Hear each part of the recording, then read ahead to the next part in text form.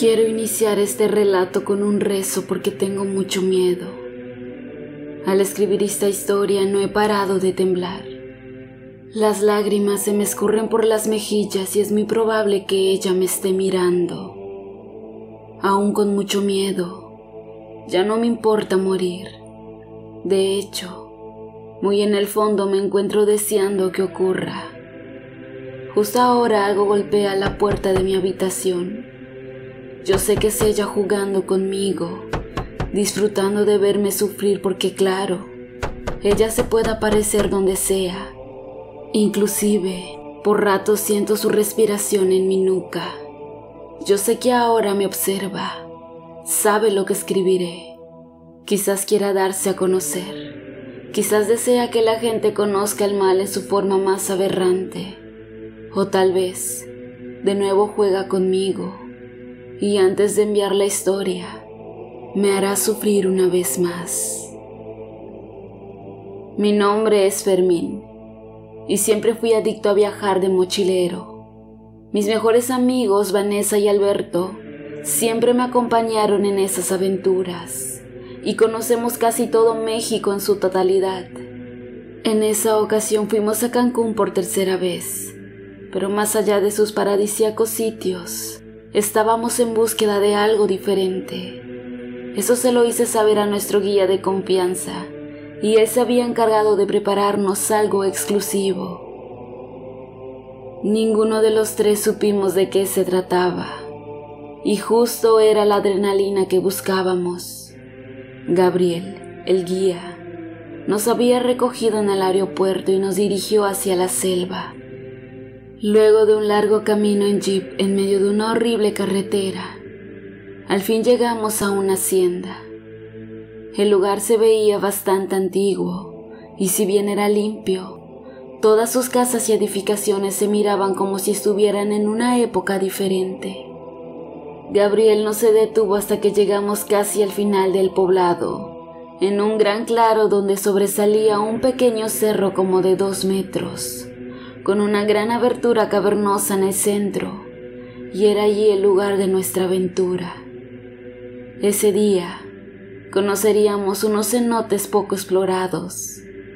Gabriel nos dijo que la gente del pueblo no entraba a ese sitio. De hecho, alrededor de él había cruces y rosarios porque según cuentan, que algo muy malo habita allá, y no debía salir. En ese momento, Alberto y yo sonreímos y de forma entusiasta le dijimos a Gabriel que no perdamos más el tiempo y entremos de una buena vez. Por otra parte, Vanessa tenía miedo y de diferentes formas quiso convencernos de que no era buena idea. Pero yo le dije, Vane, no es posible que hoy en día sigas teniendo esas absurdas creencias. Ella solo se quedó callada y al fin entró con nosotros, más por seguirnos que por convicción. Ese sitio era bastante tétrico e interesante. Tenía varias grutas. Según Gabriel, todas se llevaban hacia un río subterráneo diferente.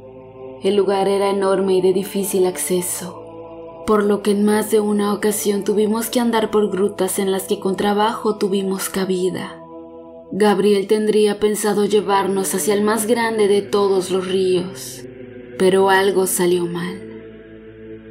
Durante el último tramo del recorrido, nos topamos con 2 túneles donde apenas cabía un cuerpo. Esta situación dejó asombrado a Gabriel.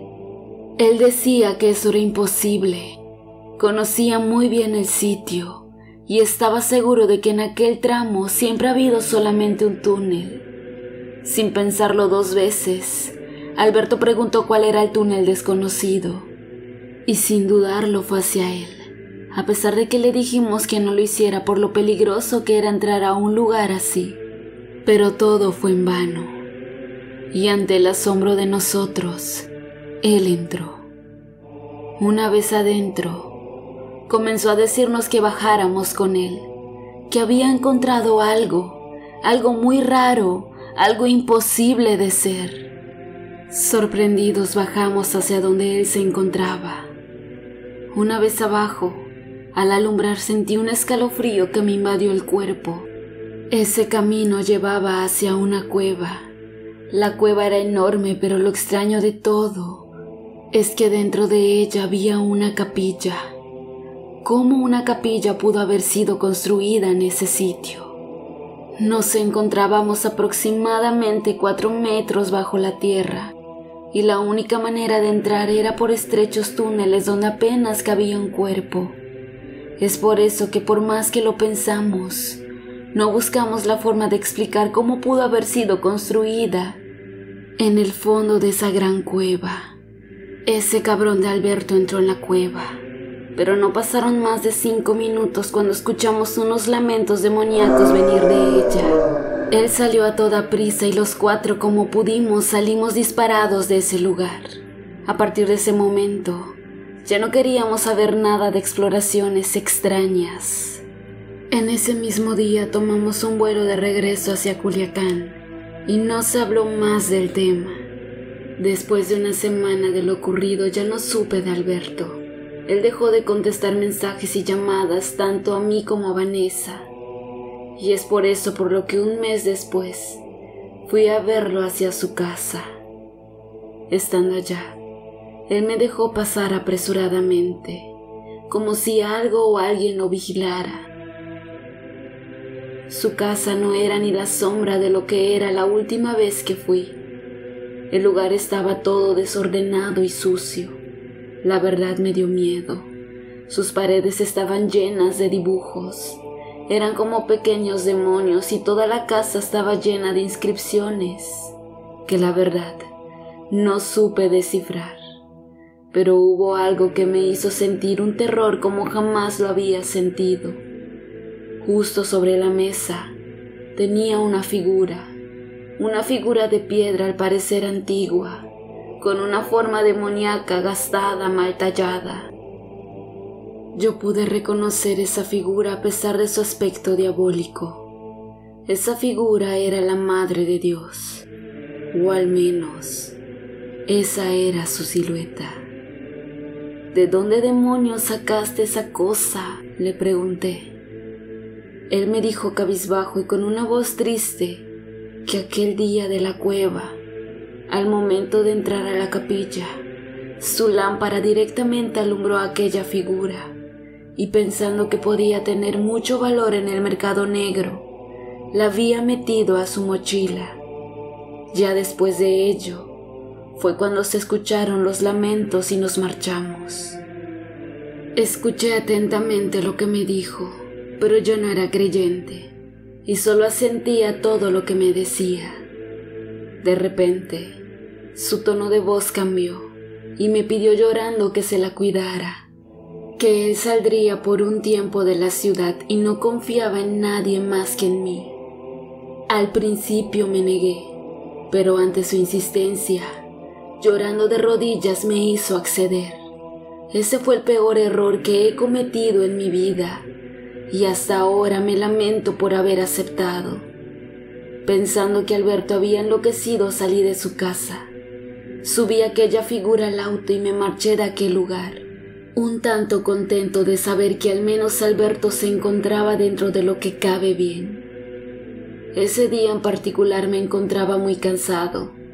Había sido una jornada laboral muy intensa, además que había tenido que viajar poco más de 1 hora para llegar a casa de Alberto. Así que cuando llegué a mi casa, me bañé y realicé mi cena. Afuera se escuchaba el tronar del cielo, y no tardó mucho cuando comenzó un aguacero. Entre mirar la televisión y el aguacero, caí completamente dormido, y ya no supe más del momento. Desconozco la hora exacta, pero un ruido, como si alguien haya dejado caer un mazo sobre un cristal, me despertó. El impacto había sido tan fuerte que lo pude escuchar, aun cuando afuera la lluvia caía con fuerza y el cielo no dejaba de tronar. Apenas me levanté, tomé un bate que guardaba debajo de la cama. Fui a la sala para ver qué había ocurrido. No encontré nada extraño, o al menos eso pensé. y no fue hasta que prendí la luz que sentí algo de miedo. Yo tenía puesto en un mueble una foto de mi difunta madre, pero ahora, en ese sitio estaba aquella horrible figura sobre el portarretratos de mi madre hecho añicos. ¿Quién diablos asentó aquella figura justo sobre el retrato de mi madre? Fue lo único que pensé. Luego hice algo de memoria y recordé que yo había dejado la figura en el auto. En ese momento comencé a sentir miedo, pero traté de calmarme. Acariciar a mi gato Fígaro, quien se restregaba en mi pierna, me relajó un poco. Estuve con él unos minutos tratando de calmarme y bajarme el miedo. Después de ello, fui hacia mi recámara y me recosté en mi cama para dormir. Estaba a punto de lograrlo, cuando sentí una gota que me cayó en la cara. De nuevo, muy asustado, rápidamente me levanté y prendí la luz. Me miré al espejo y tenía una gota de lodo cerca del ojo. De nuevo sentí el terror invadirme. Mi boca quedó seca y casi podía escuchar mi corazón queriendo salir huyendo de mi pecho para esconderse. Con los ojos bien abiertos, pero con muchos deseos de no hacerlo, miré hacia el techo de donde me había caído aquella gota de lodo. En ese momento, me paralicé y a pesar de querer salir corriendo de mi casa, simplemente no pude moverme. En el techo habían unas huellas, las huellas de unos pies que al parecer habían estado sobre el lodo. Era más que claro que algo o alguien había caminado en mi techo. Rápidamente me fui a la sala. Abracé a Fígaro y me acerqué lentamente hacia donde estaba aquella maldita figura. La levanté para recuperar la foto de mi madre y nuevamente sentí mi pulso acelerarse. La foto de mi madre se encontraba manchada de lodo, lodo que provenía de la parte de debajo de la figura, específicamente de sus pies. Lo peor de todo fue ver la foto de mi madre. Aquella escena me invadió de dolor y hasta hoy en día no puedo diferenciar si lo imaginé o fue real. Pero claramente vi en ese momento cómo de los ojos caían un par de gotas. Yo sabía que eran ese par de gotas rojas. Eran sangre. Al ver eso solté la foto como si me hubieran quemado la mano y retrocedí preso del miedo. Estaba a punto de salir corriendo de mi casa sin importarme que afuera la tormenta seguía aumentando cada vez su intensidad. Cuando el sonido de mi teléfono irrumpió violentamente contra el silencio sepulcral del momento. Era Vanessa, quien llorando desesperadamente y con una voz apenas audible entre tantos sollozos me dijo: «Fermín, prende la televisión, es Alberto». Me dirigí hacia el televisor y en un canal local había una noticia de última hora. La autoridad había detenido a Alberto. Él había salido desnudo de su casa e intentó abusar de una mujer quien esperaba su autobús. Al ser atrapado por la policía se le cateó su casa y se descubrió que había asesinado a sus padres. Ellos llevaban varios días de muertos. Los había cercenado en pedazos y los guardaba en su refrigerador. Al parecer, de igual manera se alimentaba de ellos. Cuando le preguntaron por qué lo hizo, él solo decía que la Madre de Dios se lo había ordenado. Al ver esto, apagué la televisión y me puse a llorar. Fui hacia esa maldita figura, la tomé y salí de mi casa. En medio de la tormenta, con todas mis fuerzas, la impacté contra el pavimento. Esta se hizo pedazos. Luego entré un poco más tranquilo.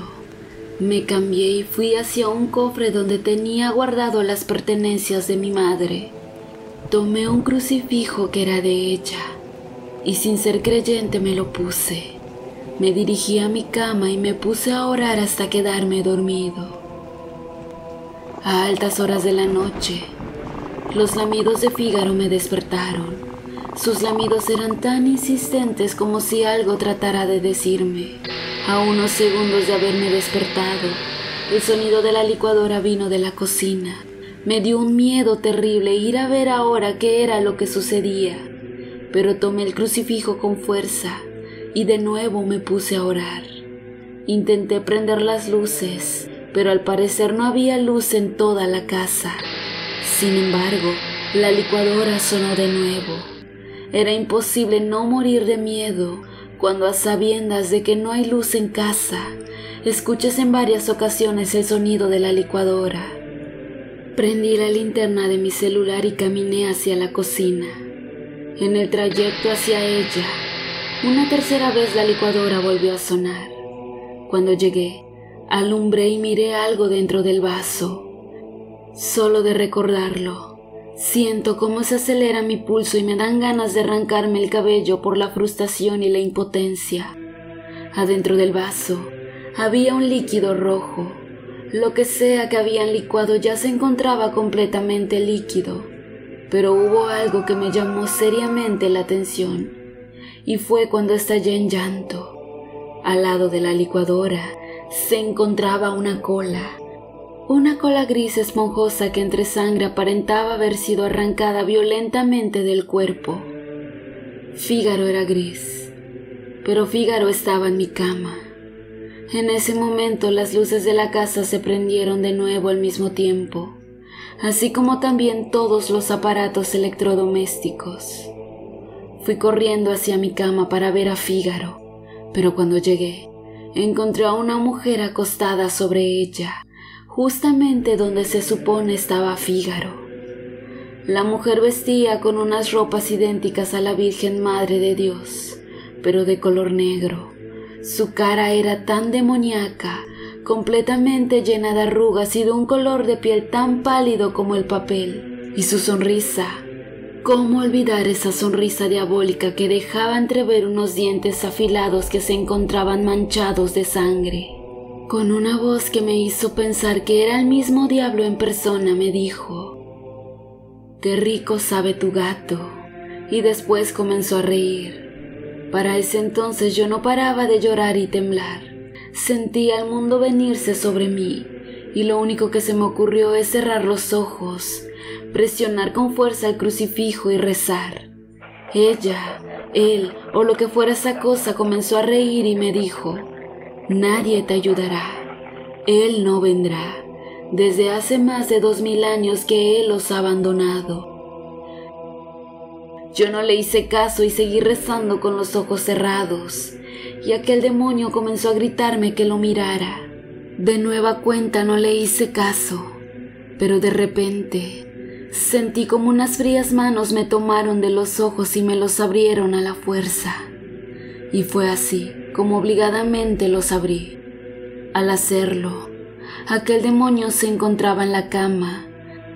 Tenía su vestido a la altura de las caderas, y mientras se relamía los labios me dijo: «Vente, cabrón, fornícame, que Satanás necesita un hermanito». En ese momento, el sonido de un imponente trueno me hizo regresar de aquel letargo, y esta vez sí, descalzo, y no llevando más que la ropa que llevaba puesta y las llaves de mi auto, salí de mi casa. La verdad no supe a quién dirigirme. La lluvia no había cesado y con trabajo dejaba ver el camino. Sin embargo, yo manejaba lo más rápido posible con tal de alejarme de mi casa. Llevaba como 15 minutos en carretera y comenzaba a tranquilizarme. Saqué un cigarro de la guantera y con la mano temblorosa lo prendí. Me di cuenta que iba a 140 kilómetros por hora. En ningún momento me cruzó por la mente ir más despacio. Haciendo un recordatorio de todo lo que había pasado, comencé a llorar. Lo que a continuación me ocurrió no fue para nada menos horrible que todo lo acontecido con anterioridad, y fue lo último que recuerdo antes del accidente. Comencé a rezar. Rezaba muy fuerte dentro de mi auto, y para finalizar el rezo recité: «En el nombre del Padre, del Hijo y del Espíritu Santo». Y justo en ese momento, una voz que venía de los asientos traseros de mi auto completó la frase, y con una voz por demás diabólica me susurraron: y justo en ese momento, un rayo iluminó la negrura de la noche y en el cielo se iluminó perfectamente la silueta de un ángel enorme, con unos enormes cuernos y una cola bastante larga. En ese instante perdí el control del auto y me estampé contra el muro de contención. Recuerdo que de mi cabeza salía abundante sangre y en ese momento la misma voz me susurró: de mi hijo está por llegar. Ella ha sido liberado de su encierro. No me quedaba duda de que aquella silueta en el cielo era el diablo, y quien sea que fuera esa bestia o demonio que me había estado acosando, era su madre. Cuando de nuevo recobré la razón y me encontraba en el hospital, habían pasado ya 2 semanas desde mi accidente. Los doctores dicen que salir con vida de ese accidente fue un verdadero milagro. Yo me sentía bien, había quedado en coma, pero no había tenido alguna otra lesión de gravedad. Al cabo de un día más de valoración me dieron de alta. La policía se encargó del caso, me preguntó por los detalles del accidente y les conté que por la lluvia había perdido el control del volante. Ellos me dijeron que el auto había quedado destruido y había sido pérdida total. De igual manera, me dieron algunas pertenencias que habían logrado rescatar. Me entregaron mi billetera y el crucifijo de mi madre. Estaba a punto de irme, cuando un policía me llamó. Me dijo que esperara unos minutos. Él se fue hacia no sé dónde y luego regresó. De nueva cuenta sentí desfallecer. El policía traía entre manos aquella maldita figura y dijo: joven, al momento de encontrarlo usted traía esta figura entre brazos y decía: perdóname, Fígaro, la Madre de Dios me lo ordenó. En ese momento supe que la figura me acompañaría por siempre. He intentado en varias ocasiones deshacerme de ella, pero siempre busca la manera de regresar conmigo. Por más que intento, no puedo acostumbrarme a vivir con ella y a sus manifestaciones nocturnas. Lo sé, estoy perdido.